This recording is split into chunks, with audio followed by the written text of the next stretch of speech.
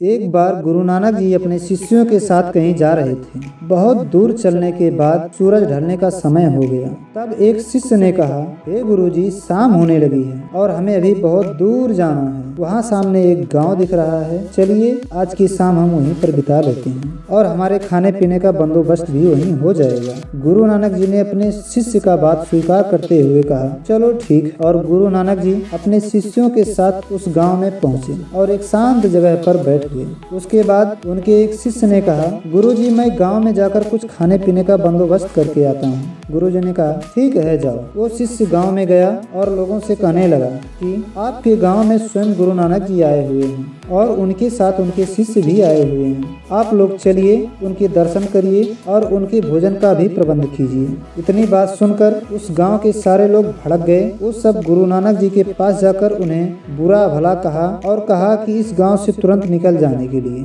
ऐसी बातें सुनकर उनके एक शिष्य से रहा नहीं गया और वे गुरुजी से कहा, हे गुरुजी, ये शायद आपकी शक्ति को नहीं जानते हैं और ये हम सबको बुरा भला कह रहे हैं। आप इन्हें ऐसा श्राप दीजिए कि यहाँ से उजड़ जाएं और दुनिया में भटकें। यह बात सुनकर गुरु नानक जी ने कमंडल में से जल निकाला और श्राप दिया कि हे गांव वालों, तुमने हमारा बहुत अपमान किया है। मैं तुम्हें श्राप देता हूँ कि तुम जीवन भर इस गांव से बाहर नहीं जा पाओगे और तुम्हें सारी उम्र इसी गांव में बिताना पड़ेगा। इतना बात कहकर गुरु नानक जी अपने शिष्यों के साथ लेकर दूसरे गाँव की ओर चल दिए। उनके सभी शिष्य बड़ी आशंका में थे, पर किसी ने कुछ नहीं पूछा। थोड़ी देर बाद गुरुजी दूसरे गांव में पहुंचे। तब फिर उनके एक शिष्य ने उनसे आज्ञा लेकर गांव में पहुंचा और कहा कि आपके गांव में गुरु नानक जी आए हुए हैं और वो आज की रात यहीं बिताना चाहते हैं। आप सब उनके खाने और रहने का व्यवस्था मिलाने की कृपा करें। इतना बात सुनते ही सारे गाँव वाले अपने साथ रहने और खाने के लिए विभिन्न प्रकार की वस्तुएं भेंट स्वरूप लेकर दौड़े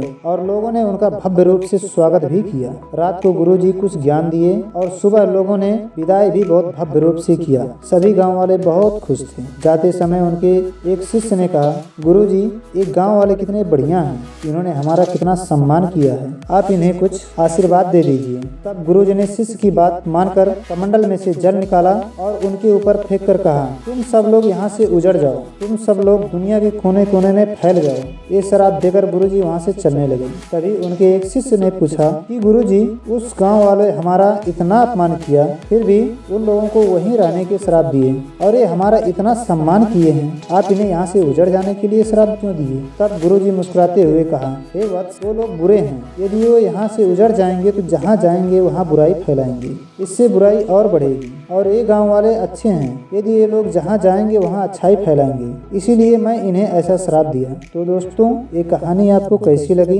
कमेंट बॉक्स में लिखकर हमें जरूर बताएं।